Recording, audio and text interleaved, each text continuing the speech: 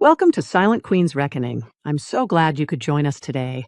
Now let's dive right into the story. The first thing Amelia Hart noticed was not her ex-husband.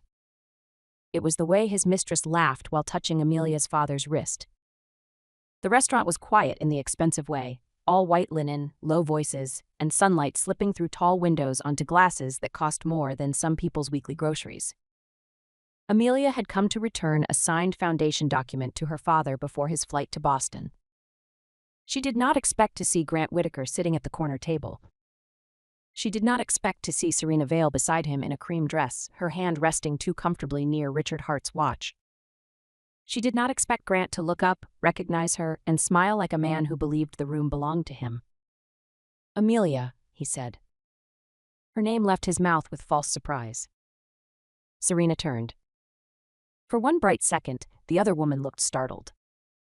Then her expression softened into pleasure. Not kindness. Opportunity. "Oh," Serena said, loud enough for the nearest tables to hear, "this is awkward." Amelia stood beside the hostess stand with a leather folder in one hand and her phone in the other. Her father, Richard Hart, sat across from Grant and Serena with a half-finished espresso in front of him. He looked at Amelia. Only once. No panic. No apology. Only a small, steady look that told her he had seen the whole shape of the moment before anyone else understood they were in it. Grant stood. He wore a charcoal suit Amelia bought him 3 years ago for his first investor pitch. He had kept the suit after the divorce, along with 2 watches, 1 antique desk, and the talent for making borrowed things look earned. "I did not know you came here," he said. Amelia looked at his chair. "I did not know you could afford it." Grant's smile tightened. Serena laughed. "Still sharp," she said. "I suppose bitterness has to go somewhere." Amelia said nothing. That always bothered Serena. The mistress had expected tears after the affair came out. She expected public screaming, broken glasses, shaking hands, dramatic revenge. Instead, Amelia had called a lawyer, moved out of the house she had quietly owned before marriage, and stopped answering messages that did not arrive through counsel. Silence had offended Serena more than anger would have. Now Serena looked from Amelia's tailored black dress to Richard's silver hair and calm face. Her mouth curved. "Wait," she said. "Are you here with him?" The restaurant seemed to lean closer. Grant's eyes flicked to Richard. Richard lifted his espresso and said nothing. Serena's smile widened. "Grant, look," she moved on fast. Amelia heard the words before they finished forming. She knew exactly where Serena was going. She had spent 2 years listening to this woman disguise cruelty as innocence. At corporate dinners, Serena had called Amelia so practical in a tone that made practical sound like unfeminine. At the company holiday party, she had told 3 people Amelia was lucky Grant liked loyal women. During the divorce, she had posted, "Some women marry ambition and then punish it for growing beyond them." Amelia had saved that. She saved everything. Serena tilted her head toward Richard. "I did not know you had found a sugar daddy." The sentence landed. Grant gave a soft laugh into his water glass. Several people at the next table looked down quickly. Amelia felt heat move up her neck. Not shame. Recognition. There it was. The same old trick. Humiliate her first. Make her defend herself. Call her unstable if she reacted. Call her cold if she did not. Richard set down his espresso. The tiny sound of porcelain against saucer seemed louder than Serena's laugh. Amelia turned toward him. She did not raise her voice. She did not explain. She only said one word. "Dad." Grant stopped smiling. Serena's hand froze on the edge of the table. The waiter standing near the wine station looked up.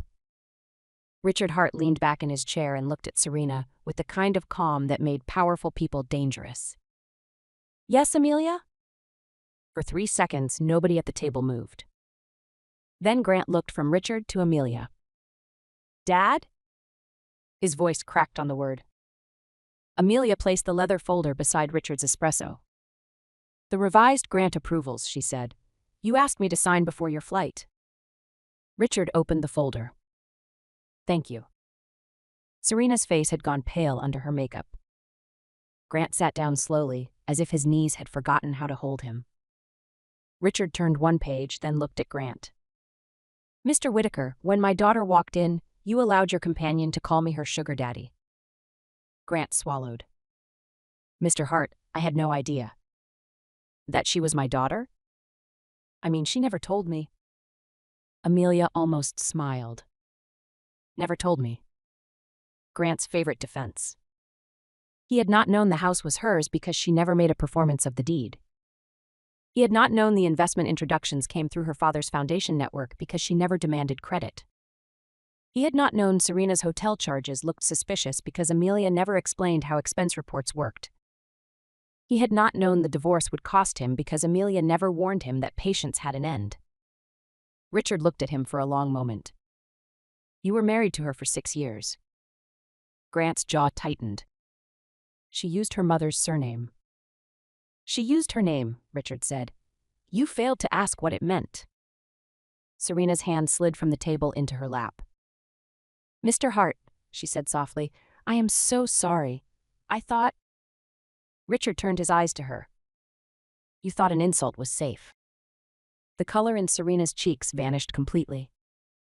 Amelia picked up her phone. She had not planned to record lunch.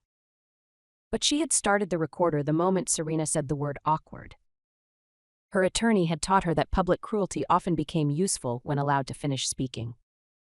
Grant noticed the phone. Are you recording this? Yes. His face changed. Amelia, this is a private business lunch. Not anymore. Richard closed the folder. It stopped being private when your guest insulted my daughter in a public dining room. Grant leaned forward. Mr. Hart, please, this is a misunderstanding. Richard's expression did not change. The word sugar daddy is not difficult to understand. Serena's eyes shone. I apologized. Amelia looked at her. No, you explained that you were sorry after you learned he was my father. That is different. Serena looked down. Richard turned to Grant. I believe our meeting is over. Grant's panic flashed openly now. Mr. Hart, the acquisition proposal deserves to be considered separately from personal history. Amelia's fingers tightened around her phone. Acquisition proposal. So that was why Grant was here.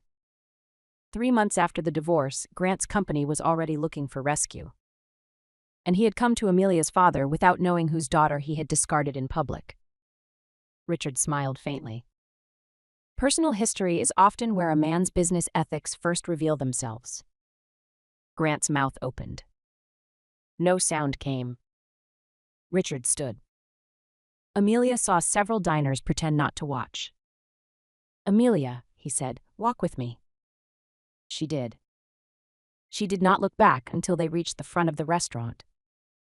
When she turned, Grant was still seated, staring at the table. Serena held her napkin in both hands. For once, neither of them had a line prepared.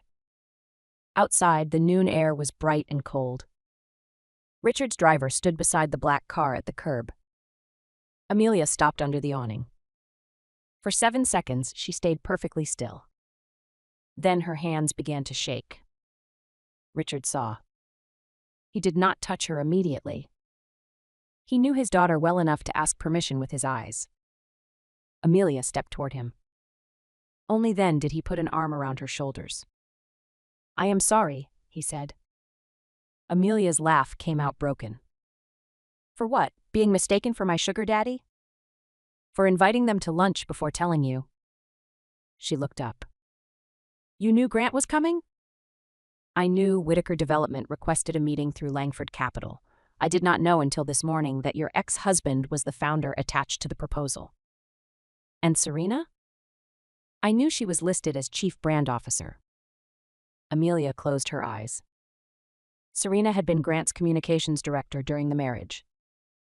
Then his mistress. Then his public girlfriend. Now Chief Brand Officer. Titles grew so quickly when watered with betrayal. Richard continued. I was going to tell you after I reviewed the materials. I did not want to reopen a wound unnecessarily. Dad!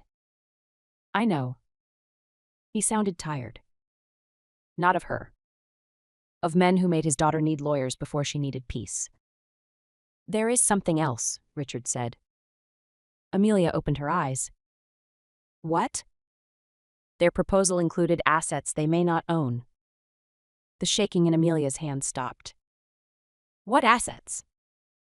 Richard studied her face.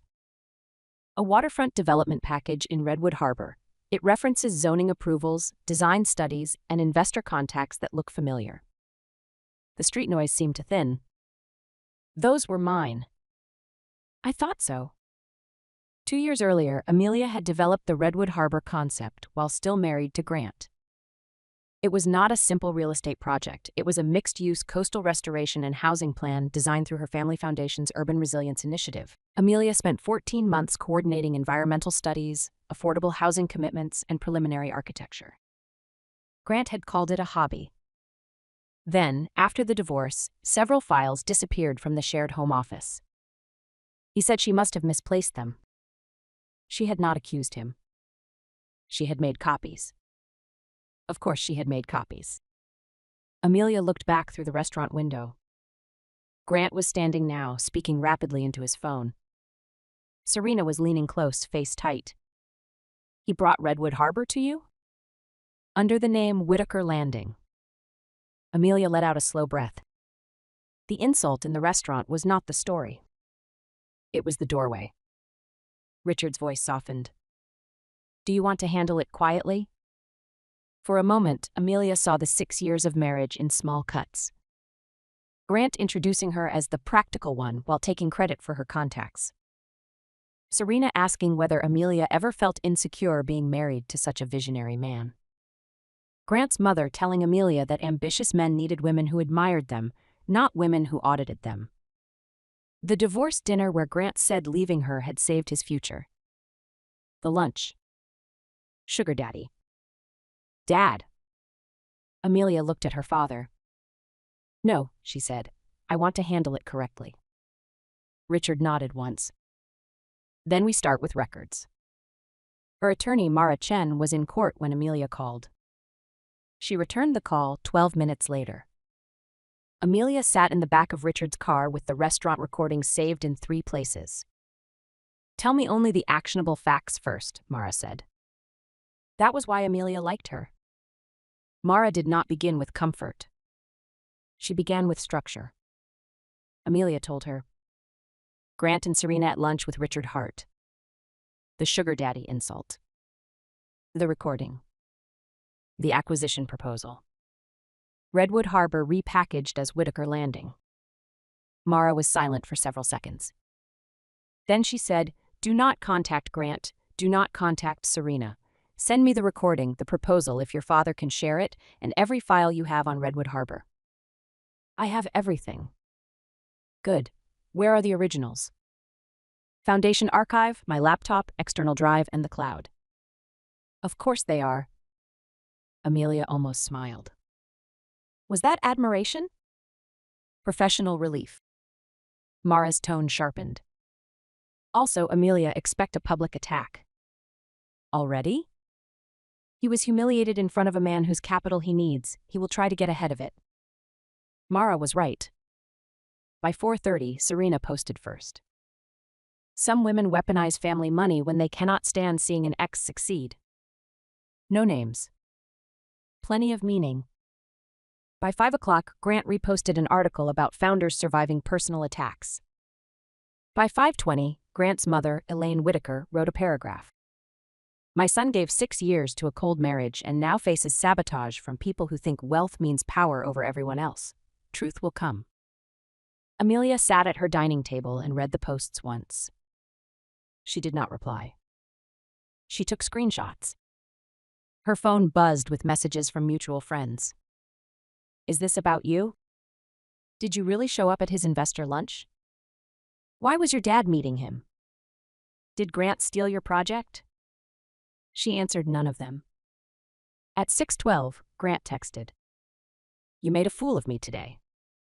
Screenshot. At 6:14, another. You never told me Richard Hart was your father because you wanted to trap me. Screenshot. At 6:16. If you go after Whitaker Landing, I will make sure people know exactly how unstable you were during our marriage. Amelia stared at the word unstable. There it was. The favorite shelter of men who feared documentation. She forwarded the messages to Mara. Mara replied quickly. Let him continue if he wants. Do not engage. Grant continued for 37 minutes. He accused her of jealousy. He accused her of using her father. He accused her of never supporting his dreams. He accused her of trying to ruin Serena because Serena was younger, warmer, and more in tune with his vision. He did not deny using Redwood Harbor. Not once. That omission told Mara where to press. The next morning, Mara sent a preservation letter to Grant, Serena, Whitaker Development, Elaine Whitaker, and 3 consultants listed on the acquisition proposal. The letter demanded preservation of all communications, drafts, pitch decks, file transfers, investor materials, design documents, zoning reports, environmental studies, and client lists related to Redwood Harbor, Whitaker Landing, or any project derived from Amelia's work. It also warned against destroying digital records. Grant called within 8 minutes. Amelia did not answer. He called again. She let it ring. Serena texted, "You are proving every terrible thing he said about you." Screenshot. Elaine called Richard's office. Richard did not take the call. At 10:30, Langford Capital formally suspended review of Whitaker Development's proposal pending ownership clarification. At 10:46, Grant emailed Amelia, "You are interfering with my business relationships." Mara replied, "Please direct all communications to counsel." At 11:03, Grant sent the same email to Richard. Richard forwarded it to Mara without comment. By noon, a local business blog posted a small piece. Whitaker Development acquisition talks, paused amid founder divorce dispute. Serena's hand was obvious in every sentence. The article called Amelia an heiress. It called Grant self-made. It described Redwood Harbor as a visionary coastal project developed under Whitaker's leadership. Amelia read that sentence twice. Then she opened her archive. She found the first Redwood Harbor sketch dated 20 months before Grant had ever mentioned coastal development in a meeting. She found emails to environmental scientists. She found the first budget. She found meeting notes in her own handwriting. She found a voice memo from Grant. At the time, he had been laughing. "I do not understand why you are wasting your nights on a seaside charity village, Ames. But if it makes you happy, go save the fish." Amelia listened to that recording once. Then she sent it to Mara. The insult had aged into evidence. 2 days later, Amelia met Mara and Richard in a private conference room at Hart Foundation. On the wall, a large screen displayed 2 project decks side by side. Redwood Harbor. Whitaker Landing. The first slide in Grant's deck used a different logo. The second used the same coastline. The third used Amelia's projected zoning timeline with colors changed. The fourth used her community benefits language almost word for word. The fifth used her environmental resilience diagrams, stripped of the foundation watermark. Mara stood with her arms crossed. "This is not inspiration, this is copying." Richard's face was very still. Amelia knew that stillness.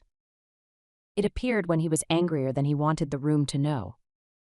"How did he access the files?" Richard asked. Amelia opened the next folder. "Home office desktop, during the marriage, but after the separation, someone logged into my old shared drive from Grant's office."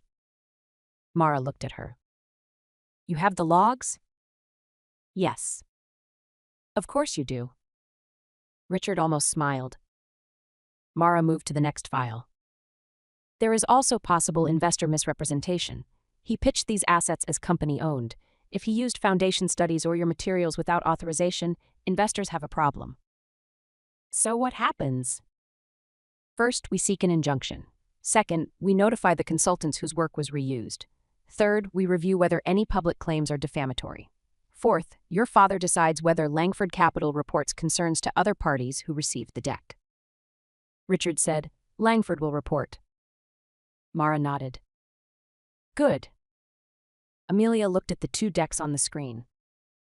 For 6 years, Grant had told her she was too cautious, too attached to details, too worried about records, too interested in old emails.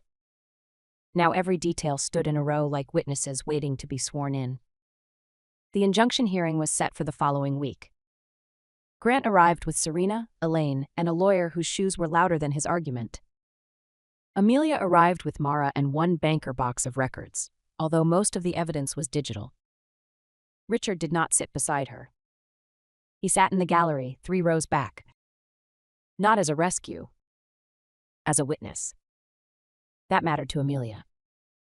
She had spent years being accused of hiding behind her father's money by people who spent that money through the side door. This time she stood at the front with her own name on the filings. Grant's attorney argued that Whitaker Landing was an independent business concept developed after the divorce.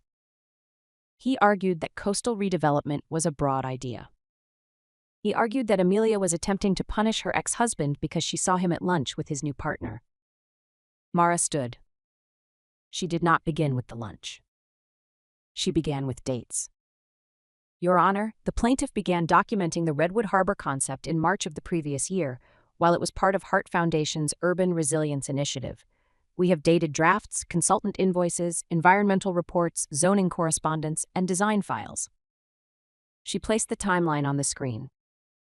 Whitaker Development's deck appeared 18 months later after Mr. Whitaker accessed a shared drive containing Miss Hart's files. Grant's attorney objected to the characterization. Mara changed the slide. This is the login record. This is the IP address associated with Whitaker Development's office.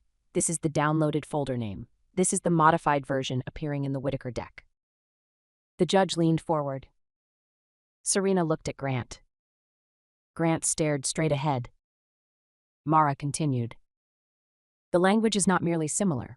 The defendant's deck repeats typographical errors from Ms. Hart's internal draft. That changed the room. Not dramatically. No one gasped. But the judge's pen stopped moving. Mara highlighted a sentence. Affordable housing transition zone shall be phased through municipal and community trust alignment. Community. 1 missing M. Amelia remembered typing it at 1:12 in the morning while half asleep. The typo appeared in Grant's deck too. Grant's attorney began flipping pages. Serena closed her eyes. Mara turned to the next exhibit. We also have a voice recording from Mr. Whitaker during the marriage, dismissing the project as Miss Hart's Seaside Charity Village. The recording establishes that he knew the project was hers before he later represented it as his company's asset. Grant whispered something to his attorney. The attorney looked pained. The judge granted a temporary injunction preventing Whitaker Development from marketing, selling, licensing, or seeking investment based on Whitaker Landing materials until ownership could be resolved. He ordered preservation of all related files. He warned Grant against public misrepresentation. The ruling took 20 minutes. The damage took less. Outside the courtroom, Serena pulled Amelia aside near the hallway windows. Mara stepped closer. Amelia raised one hand. It is fine. Serena's face was tight. Are you happy? Amelia looked at her. No. The answer seemed to confuse Serena.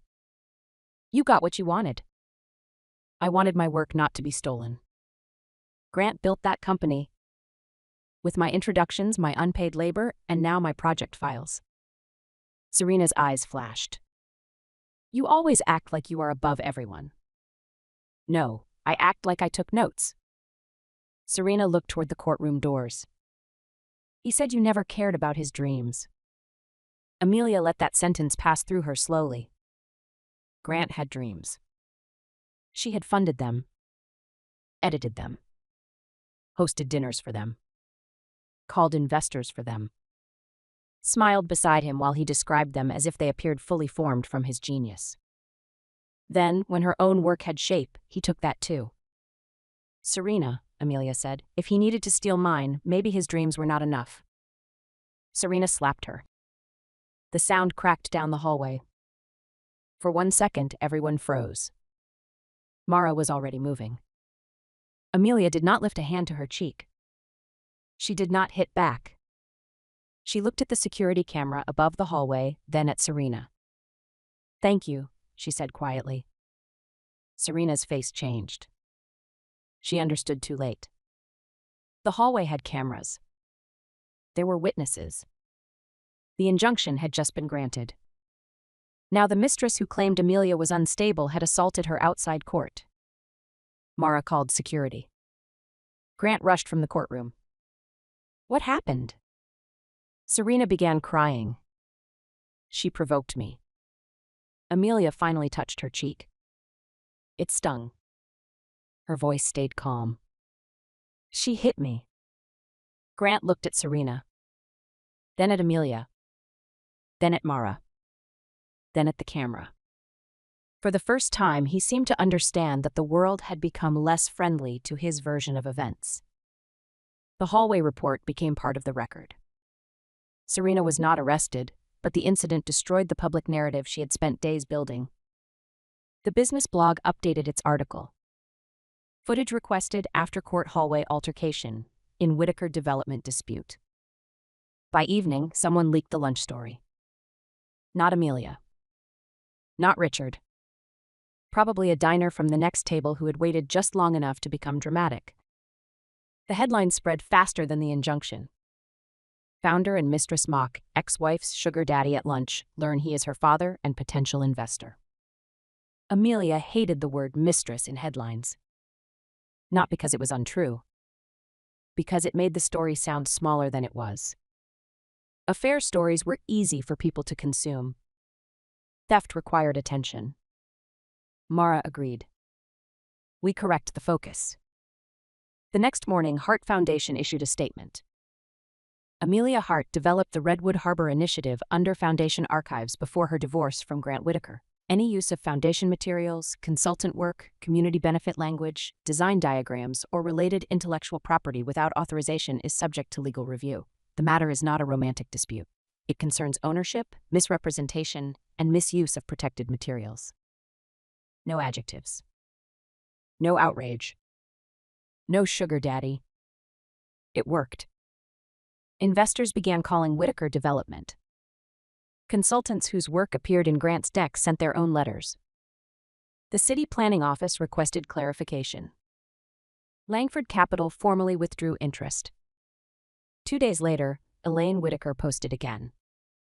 Some families use power to crush men who dare to start over. Amelia saved it. Mara sent Elaine a letter. The post came down within an hour. Grant tried to negotiate quietly after that. He requested mediation. Mara accepted with conditions. Full disclosure of all Redwood Harbor materials. Identification of every investor who received the Whitaker landing deck. Written admission that Amelia and Hart Foundation owned the original project materials. Compensation for unauthorized use. Permanent non-use agreement. Grant refused the admission. Then discovery began. Discovery was not glamorous. It was not a dramatic courtroom reveal every day. It was emails, metadata, file names, calendar invites, and invoices. It was Grant writing to Serena, "Amelia never understood the commercial value. We can make this real." It was Serena replying, "If we move fast before she files anything, the narrative will be yours." It was Elaine writing, "Your ex will not fight if people think she is jealous." It was a consultant asking whether Hart Foundation had approved use of the environmental report. It was Grant responding, "Family materials cleared." Family. That word again. People loved calling something family when they wanted to take it without asking. Amelia read the emails in Mara's office. She did not cry until she reached the one from Grant to Serena sent 2 days before the divorce hearing. Once the divorce is done, she will be too embarrassed to contest anything. Her father keeps her quiet. That is how those people operate. Those people. Her father keeps her quiet. Amelia stood and walked to the window. Mara waited. After a while, Amelia said, "He thought I was quiet because I was controlled." "Why were you quiet?" Amelia watched traffic move below. "Because I was tired of begging someone to respect what he was already using." Mara said nothing. That was a gift. The final hearing was set for early autumn. By then, Whitaker Development was bleeding. Grant had lost one bridge loan. 2 board advisors resigned. Serena was no longer listed on the company website. Elaine stopped posting. Amelia did not celebrate. She worked. She met with community leaders in Redwood Harbor. She assured the environmental team the project would continue under its original governance model.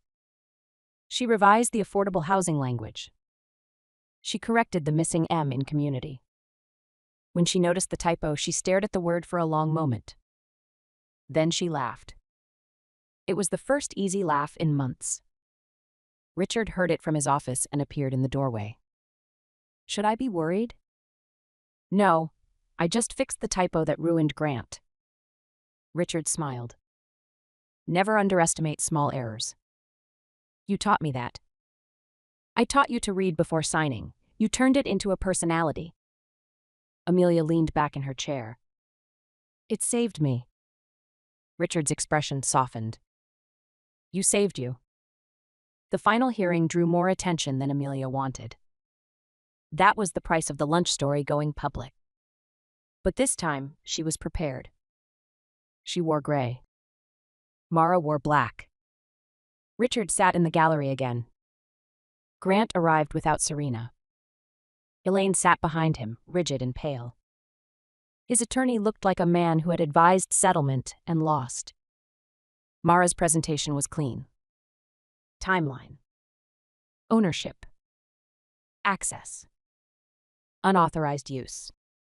Investor misrepresentation. Public attacks. Hallway incident. She did not call Grant a thief until the evidence had already done it for her. Grant testified. He said he had contributed ideas during the marriage. Mara asked him to identify one original file predating Amelia's. He could not.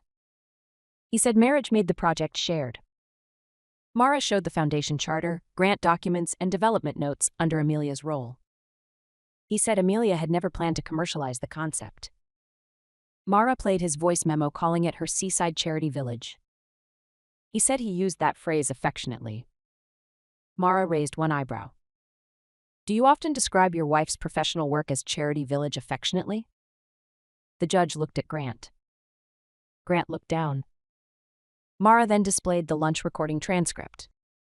Serena's line. "I did not know you had found a sugar daddy." Amelia's reply. "Dad." Richard's statement. "You thought an insult was safe." Grant's attorney objected to relevance. Mara answered before the judge ruled. "It is relevant because the defendants publicly framed Ms. Hart as using family wealth to sabotage Mr. Whitaker, while privately seeking investment from that same family without disclosing the source of the materials they were pitching." The objection failed. Grant's shoulders lowered. It was small. But Amelia saw it. The moment a man realizes the room no longer responds to charm, he often mistakes gravity for cruelty. The judge ruled that Whitaker Development could not use, market, sell, or derive investment from the disputed materials.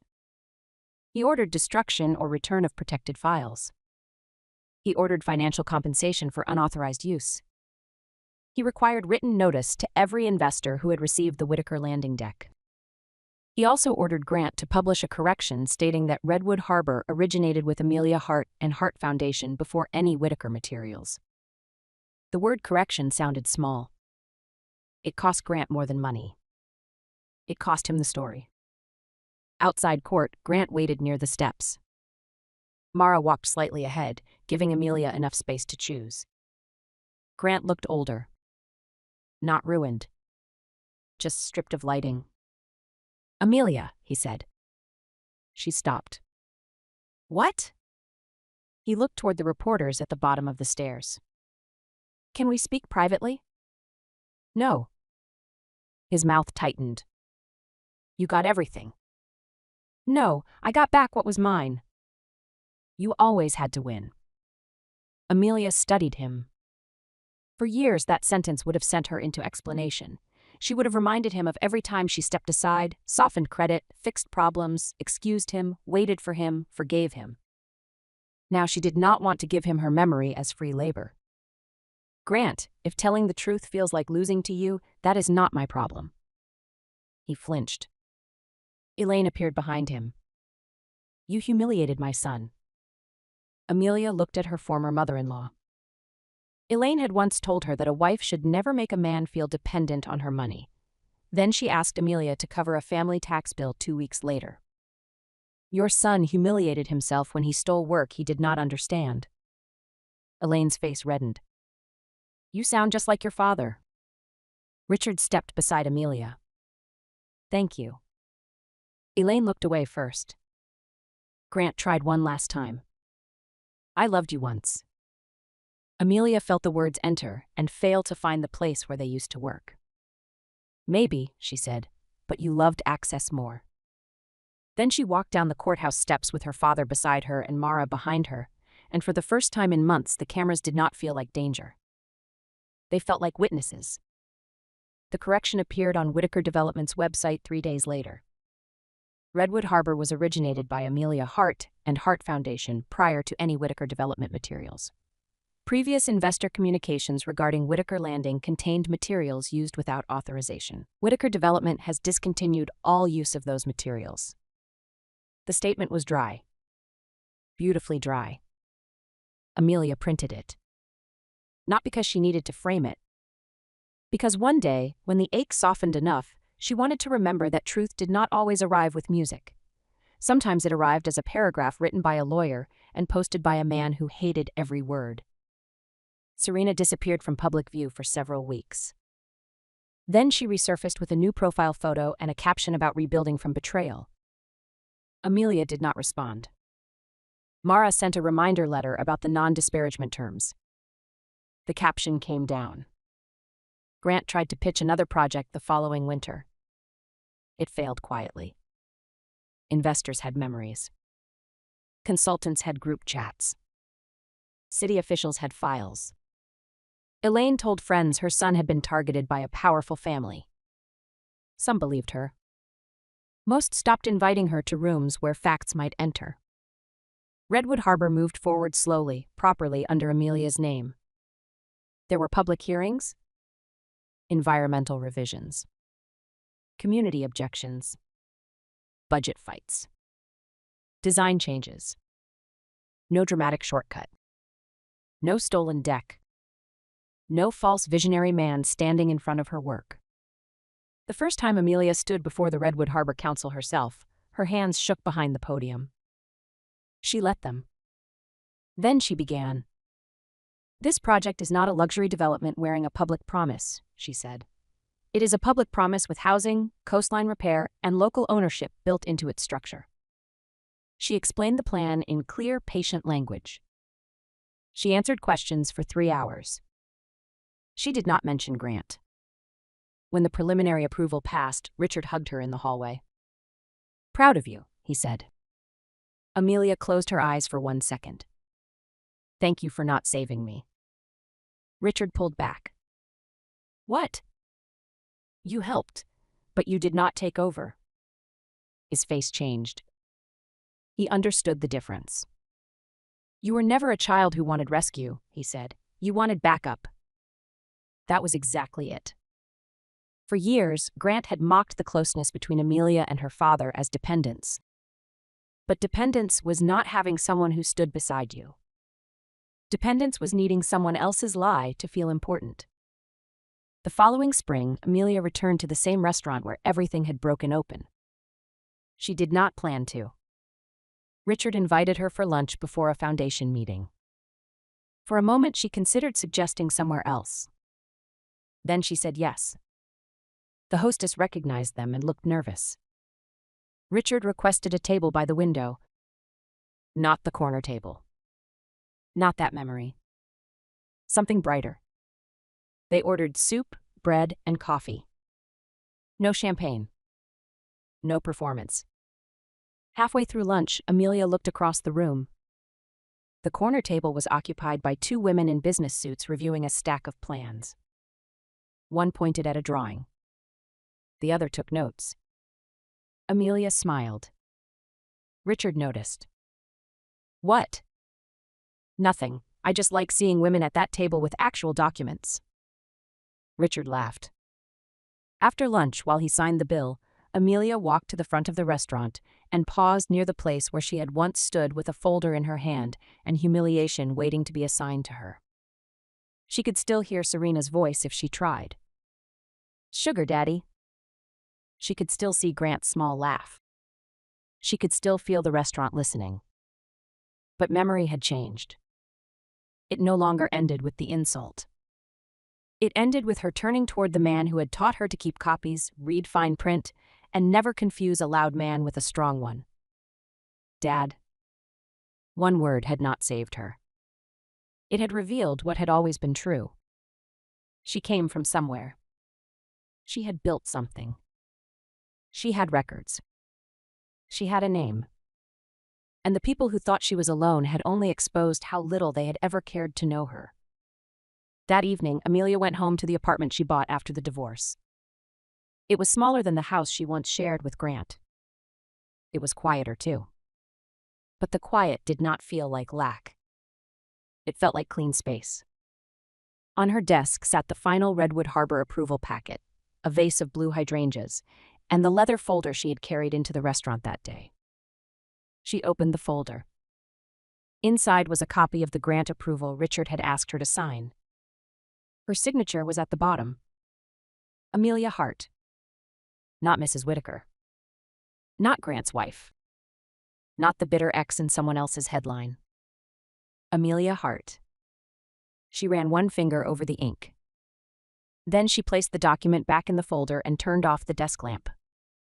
Grant had once told her leaving him would make her irrelevant. Serena had once laughed because she thought Amelia needed an older man to pay for lunch.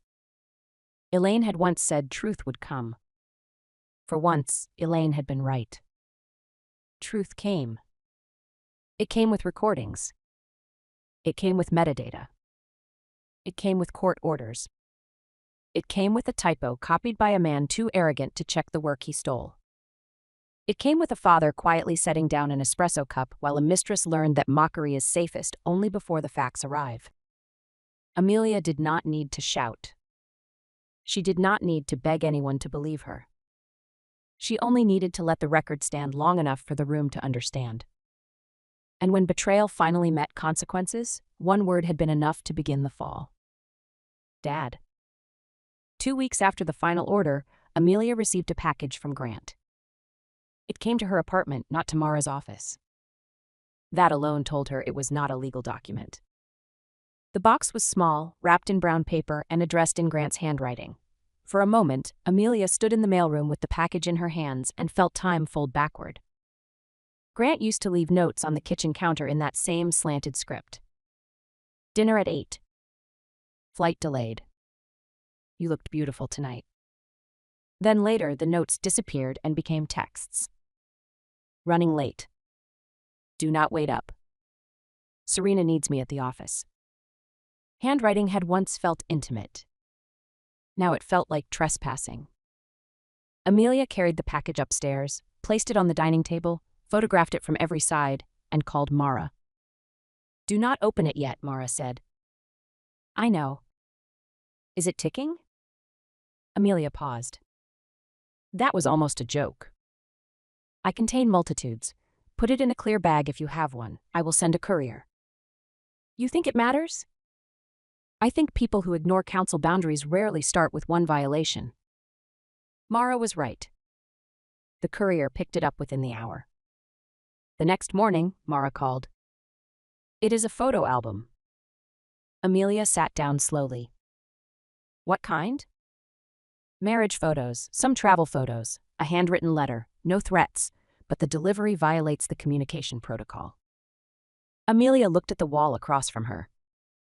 She had removed all wedding photos from the apartment months earlier but memory did not need frames to appear. Read me the letter. Mara hesitated. Are you sure? Yes. Paper rustled. Mara began. Ames, I know everything has become legal language now, but before all that, we were real. I found these and remembered who we were before your father, your lawyers, and your need to control every outcome. I made mistakes, but you and I both know you shut me out long before Serena. I hope one day you can remember the man you loved instead of the villain your family needed me to become. Mara stopped. There is more, but it continues in that direction. Amelia closed her eyes. Before your father. Before your lawyers. Your need to control every outcome. Even in apology, Grant could not resist assigning her the weight of his choices. Send the violation notice, Amelia said. Already drafted. And the album? I can store it with the file. Amelia opened her eyes. No, scan the letter, keep the delivery records, return the album through counsel. You do not want it? No. There was a time when she would have kept it. She would have opened the photos at midnight and tried to find the exact moment when love became extraction. She would have compared Grant's smile in Italy to Grant's face in court. She would have hurt herself with evidence of happiness because some part of her believed pain became meaningful if she could trace its origin. Now she understood that not every memory deserved a trial. Some only deserved a boundary.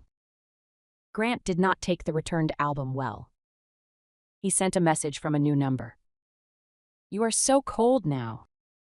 Amelia forwarded it to Mara. Then another. Your father turned you into this. Forwarded. Then another. Serena was right about you. Forwarded. Mara filed a motion to enforce communication limits.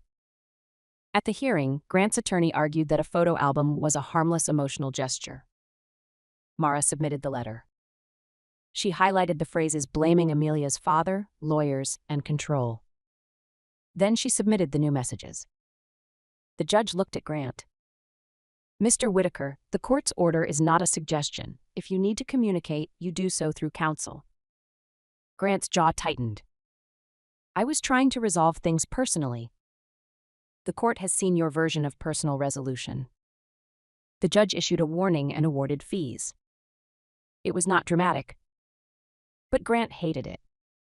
He hated small public corrections more than large private consequences. That became useful.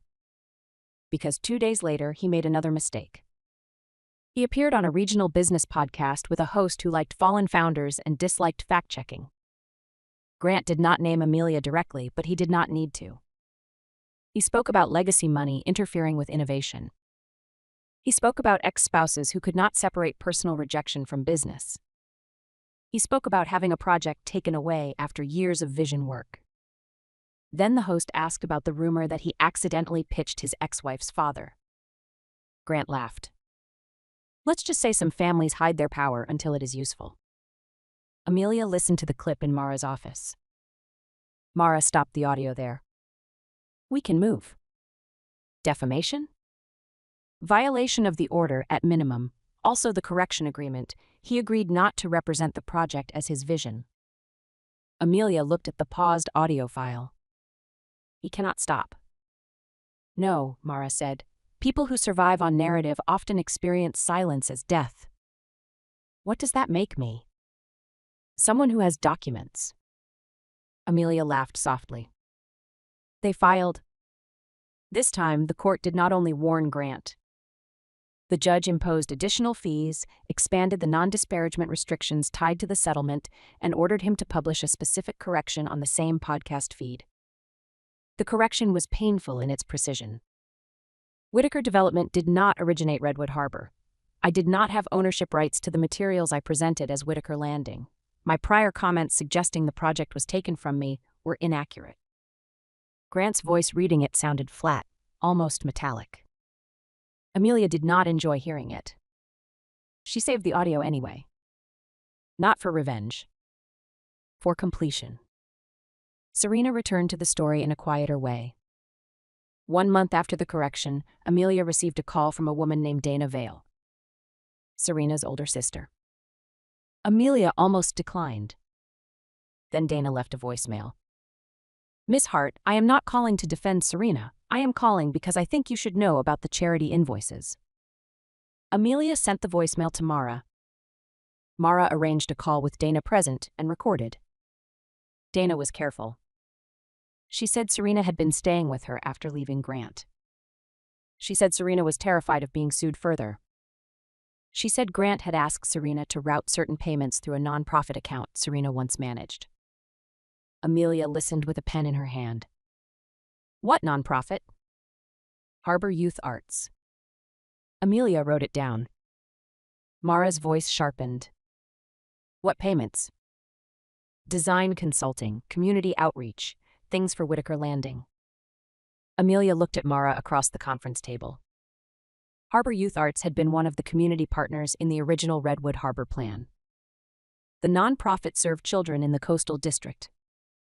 If Grant had used their name or accounts, the damage was no longer only to Amelia. It was to a community group that trusted the project. Dana continued. Serena says Grant told her it was normal to pre-bill community engagement. She signed things. I do not know how bad it is, but she keeps saying if Amelia looks there, I am done. Mara asked for documents. Dana sent 3 invoices, 2 email threads, and 1 photo of a check request. Within days, the review widened again. Grant had used Harbor Youth Arts as a credibility marker in investor materials. He had represented that the nonprofit had committed to Whitaker Landing. It had not. He had listed outreach invoices. The invoices were not authorized by the nonprofit's board. Serena had prepared them. Grant had approved them. Money had not all moved, but the attempt was clear enough. This time, Amelia was angry in a cleaner way. The first betrayal had been personal. The stolen project had been professional. This reached into the community she had promised to protect. At the next Redwood Harbor advisory meeting, she disclosed the issue to the nonprofit's director, a woman named Jo Alvarez. Jo listened with both hands folded on the table. She had worked with teenagers for 20 years and had the kind of calm that came from watching adults disappoint children too often. When Amelia finished, Jo said, "Did any money leave our account?" "We do not believe so." "Did investors see our name?" "Yes." Jo's mouth tightened. "Then we need a public correction too." "I agree. And I want Serena removed from any future community-facing work in this district." "Already done." Jo looked at Amelia for a long moment. I wondered whether this project would survive the scandal. Amelia sat very still. And now? Now I wonder whether it needed the scandal to show us who was serious. The correction to Harbor Youth Arts became the final thread that unraveled Grant's remaining credibility. Investors could forgive ambition. Some could forgive divorce drama. Fewer could forgive copied decks. Almost none wanted to be associated with misrepresented nonprofit commitments involving children. Grant's second project died before it reached a pitch room. Serena signed a separate settlement with Harbor Youth Arts and agreed to volunteer hours under supervision, though Jo insisted she not work directly with the children. Elaine called it persecution in private, but she no longer posted publicly.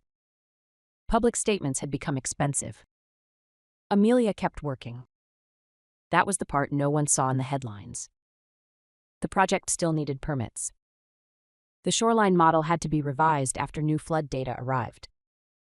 The affordable units needed financing that did not depend on a luxury developer swallowing the plan whole. The community board wanted more local hiring commitments. Every promise had to become a clause. Every clause had to become funding. Every funding source had to survive review. This was the work Grant had never understood. He thought Vision was standing in front of a beautiful rendering and speaking as if the future had already agreed. Amelia knew Vision was 1,000 unglamorous decisions made after everyone stopped clapping. One evening, she stayed late at the foundation office with Jo and 2 planners, working through a revised community ownership model. The conference room smelled like cold coffee and marker ink. Rain moved against the windows. Jo looked at Amelia over a stack of papers. "Do you ever get tired of being the calm one?" Amelia laughed once.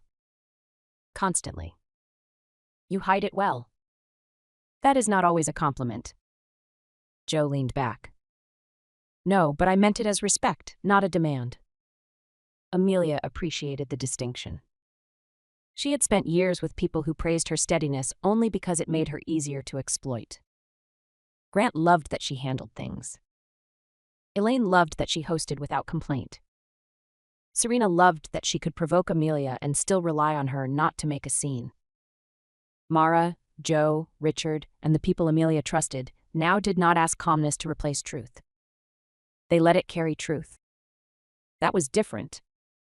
In December, Hart Foundation held a public forum in Redwood Harbor. The auditorium was full. Residents wanted details. Some were supportive. Some were skeptical. Some were angry because they had heard the word development too many times from people who arrived with brochures and left with profit. Amelia took the stage without a flashy deck. She brought maps, timelines, commitments, and a plain explanation of what had changed after the Whitaker dispute. Why should we trust this project, one man asked, when the last guy tried to use our community like a sales pitch? Amelia looked at him. The room waited. She could have distanced herself from Grant completely. She could have said he was not part of the foundation. She could have buried the answer under legal language. Instead, she said, "You should not trust a project because of a speech. You should trust it when the documents match the promises and when the people making decisions can be held accountable." The room quieted. That is why every major commitment will be published. That is why Harbor Youth Arts and other community partners will have review rights. That is why local hiring, housing affordability, coastline protections, and ownership terms will be written before ceremonial announcements happen. Joe nodded from the front row. The man who asked the question sat down slowly. Not convinced, but listening. That was enough for the first night. After the forum, a young reporter approached.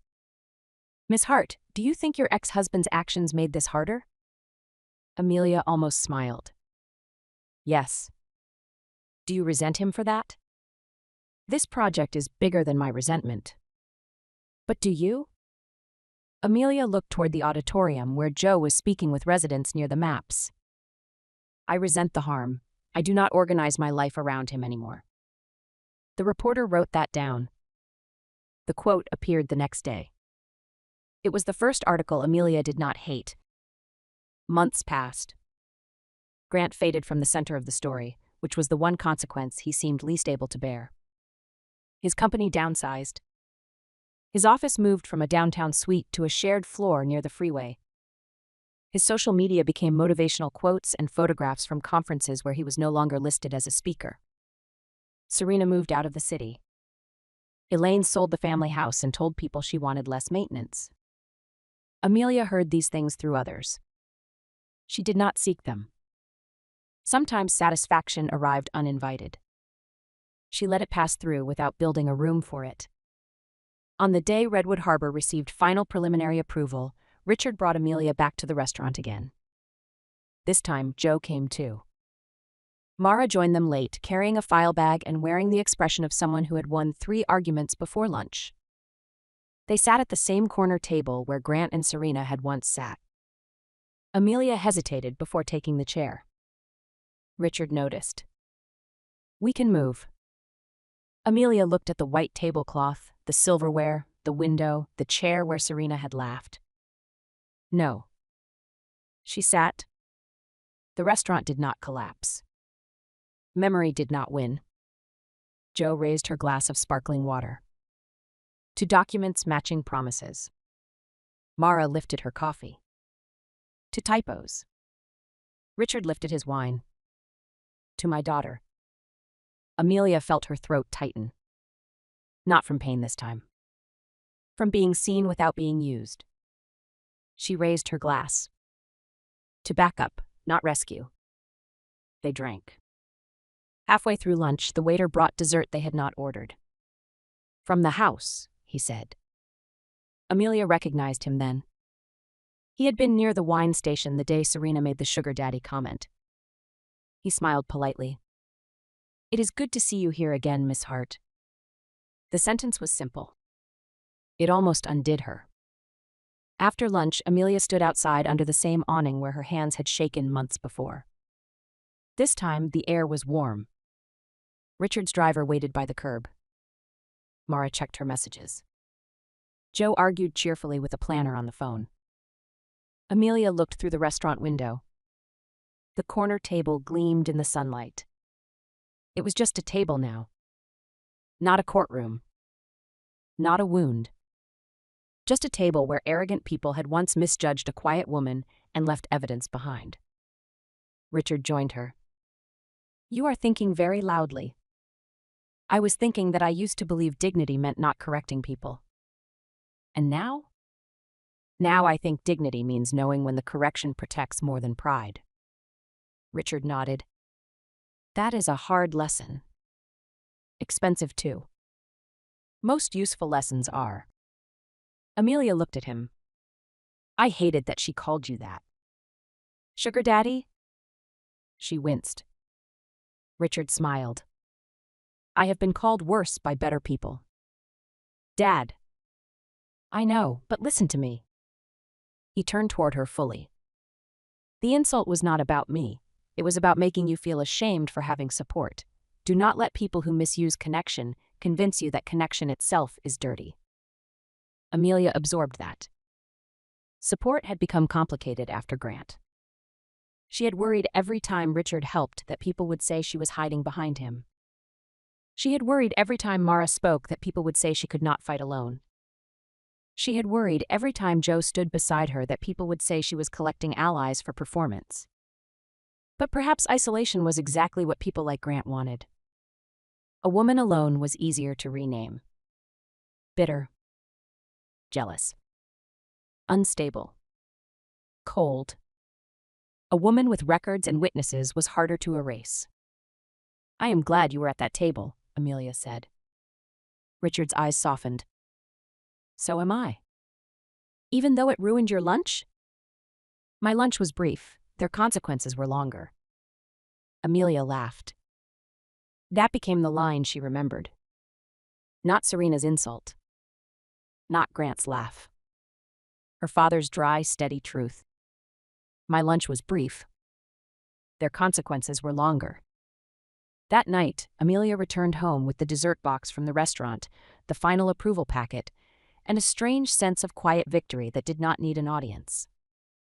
She placed the approval packet on her desk beside the framed first map of Redwood Harbor. The old typo was visible in the corner because she had kept that draft too. Community. She touched the page. One missing letter had helped expose a stolen future. One word at lunch had exposed a false story. Dad. Records did not always look powerful when they were created. Sometimes they looked like boring backups, dated drafts, saved voicemails, screenshots taken with shaking hands, or typos nobody bothered to fix. But when lies entered polished rooms wearing expensive suits, records stood up quietly and named them. Amelia made tea, changed into soft clothes, and sat by the window while the city lights came on. Her phone was silent. No Grant. No Serena. No Elaine. No messages demanding that she explain, soften, forgive, disappear, or make someone else's humiliation easier to survive. The silence did not feel lonely. It felt like ownership. Her work. Her name. Her father. Her future. No longer hidden so that a man could feel self-made while standing on everything she built. The next morning, Amelia wrote one sentence on a card and placed it inside the Redwood Harbor file.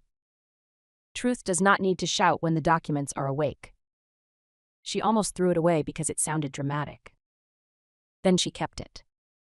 After everything, she had earned a little drama in private. The real groundbreaking for Redwood Harbor happened on a windy morning the following year. It was not glamorous. The sky was overcast. The ceremonial shovels kept sinking awkwardly into damp soil. One microphone failed before the first speaker finished. Children from Harbor Youth Arts sat in the front row wearing jackets too thin for the wind, passing granola bars back and forth with the seriousness of people managing supplies during a historic event. Amelia stood behind the temporary stage and watched volunteers tape down a loose cable. This was what survival looked like after the headlines moved on. Not revenge. Logistics. Joe stood beside her with a clipboard. You ready? Amelia looked toward the crowd. Residents. City officials. Foundation staff. Architects. Environmental consultants. Reporters who had once chased the sugar daddy angle and now had to write about shoreline restoration, affordable housing covenants, and community ownership rights. Richard stood near the side aisle, hands in his coat pockets, speaking with an older fisherman who had argued against the project at 3 public meetings before finally joining the advisory board. Mara was there too, not as counsel that morning but as a friend, though she still carried a file bag because some habits were spiritual. Amelia's hands were cold. They did not shake. I am ready, she said. When she stepped onto the stage, the applause was polite at first. Then the youth arts kids began clapping harder because Joe had clearly threatened them with nothing except disappointment, which was worse. Amelia laughed softly into the microphone. Thank you, she said. I promise to be brief because the wind has already made its opinion known. A small ripple of laughter moved through the crowd. She looked down at her notes. For once, she did not need many. This project began as a question, she said. Could coastal protection, housing stability, local jobs, and community ownership be designed together instead of traded against each other? She looked toward the residents. The first answer was imperfect. The second was better. The version we begin today exists because people in this community insisted that promises be written clearly enough to survive the people making them. Joe nodded once. Amelia continued. That matters to me, not only as a project lead, but as someone who has learned the hard way that a promise without a record can become a performance. We are not here to perform commitment. We are here to build it, audit it, publish it, and live with it. The wind moved through the microphone. For a second, the sound was rough. Then it steadied. Redwood Harbor belongs to everyone who refused to let the easiest story become the final one. She did not mention Grant. She did not have to. The absence of his name was its own correction. After the ceremony, a reporter asked if the project felt like personal vindication. Amelia looked toward the children taking pictures with the ceremonial shovels. Personal vindication is too small for this, she said. Then what does it feel like? Amelia thought of the restaurant, the courtroom, the copied typo, the folder on her desk, and the moment Grant looked at her as if her silence had betrayed him by becoming evidence. It feels like returning stolen ground to the map. The reporter wrote that down slowly. Later, Richard walked with her along the marked construction boundary. The ground was uneven, and he offered his arm. She took it. Not because she needed rescue. Because accepting support no longer felt like surrender. You did well, he said. You always say that. You are frequently impressive. That is such a dad answer. I have legal standing. Amelia laughed, and the sound moved easily into the wind. At the far edge of the site, a temporary sign displayed the project's name. Redwood Harbor Community Resilience District. Below it, in smaller text, were the names of the partners. Hart Foundation. Harbor Youth Arts. City Coastal Office. Local Housing Trust. No Whitaker. No borrowed vision. No man standing in front of a stolen deck and calling it leadership. Amelia took a photograph. She saved it to the same archive that held the old evidence, but in a new folder. Not proof. Progress. That evening, she received one final message from an unknown number. Saw the news. You always knew how to make yourself look noble. No signature. It did not need one. Grant's bitterness had a familiar shape. Amelia stared at the message for a moment. Then she did something she had not been able to do a year earlier. She deleted it without taking a screenshot. Not because records no longer mattered. Because not every thrown stone deserved a place in the archive. The case was over. The project was protected. The boundary was real. She set the phone face down and opened the window. Outside, the city moved through evening, indifferent and alive. For a long time, Amelia had believed closure would arrive as a final judgment, a public apology, a perfect sentence that made every witness understand exactly what she had endured. But closure was quieter. It was sitting in her own home and realizing she did not need to prove the message was cruel. It was knowing she could preserve evidence when necessary and release noise when she chose. It was understanding that her father being there that day had not made her weak. It had made the lie shorter. The next week, she visited the Foundation archive to store the original Redwood Harbor documents. The archivist, a meticulous woman named June, handed her a cotton glove and a pencil. No pens near originals. Amelia smiled. Understood. They labeled the box together. Redwood Harbor Initiative, Originating Files, Amelia Hart. June typed the entry into the catalog. When Amelia saw her name appear on the archive screen, something inside her settled. Court orders mattered. Public corrections mattered. Money mattered. But archives had their own power. They said this existed. They said this began here. They said someone might lie later, but the record was waiting. Amelia left the building just before sunset. Richard was not waiting outside. Mara was not beside her. Joe was not calling. For once, no one was needed in the moment. She walked alone down the front steps with the light on her face and her name safe in the record behind her. Alone did not mean abandoned. Alone meant unaccompanied by people who made love feel like a debt. She stopped at the corner and looked back at the archive windows. The woman Serena mocked at lunch had not been a discarded ex-wife clinging to an older man. She had been a daughter delivering grant papers. A founder protecting her work. A woman with enough discipline to let an insult finish because the truth was sitting at the table. And maybe that was the part Grant had never understood. Amelia's power had never been only her father's name, her family's money, or the lawyers who answered when she called.